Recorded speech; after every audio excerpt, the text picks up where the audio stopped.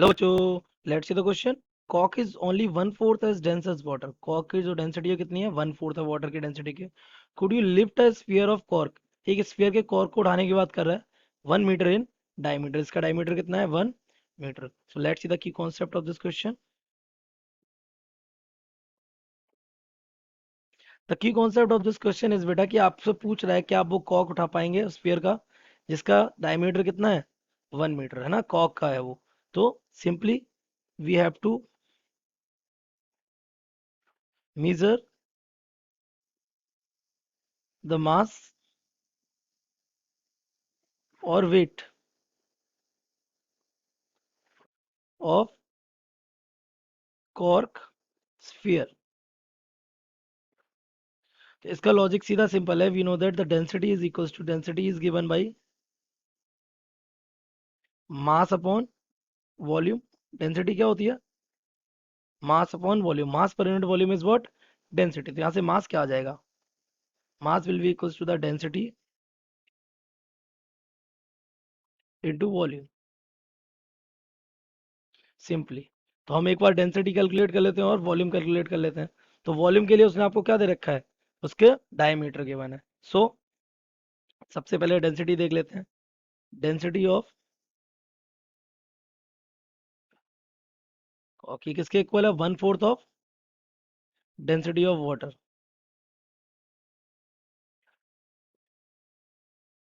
Question में आपको ये चीज गिवन है कितना? वन फोर्थ है किसके? डेंसिटी ऑफ वाटर के. तो यहाँ से हमारी डेंसिटी हो जाएगी 1/10⁻³ kilogram per metre cube. Simply इसको फर्स्ट. After that volume. तो volume of the sphere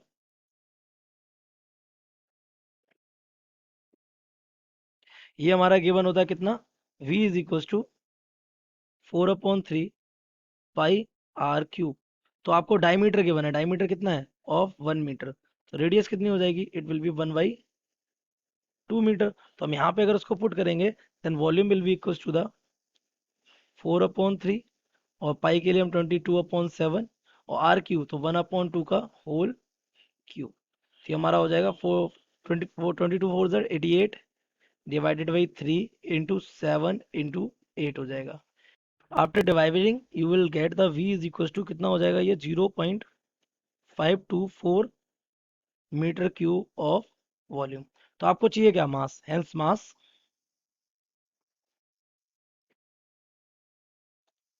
cork sphere ये हमारा हो जाएगा. मास इज इक्वल टू क्या था? Density into volume. तो डेंसिटी हमारी कितनी आ रही है? 1/3 इंटू वॉल्यूम कितना आ रहा है? 0.524. तो ये हमारा हो जाएगा 524 डिवाइडेड बाई 3. अगर हम 1000 का मल्टीप्लाई कर देंगे तो हमारा मास आ जाएगा 524 डिवाइडेड बाई कितना हो जाएगा? ये 4 है ना. वहाँ 3 की जगह 4 ही होगा. अगर हम इसको यहाँ डिवाइड करें you will gate 131 of KG. तो उस स्फीयर का मास कितना होगा? इतना. So it is not easy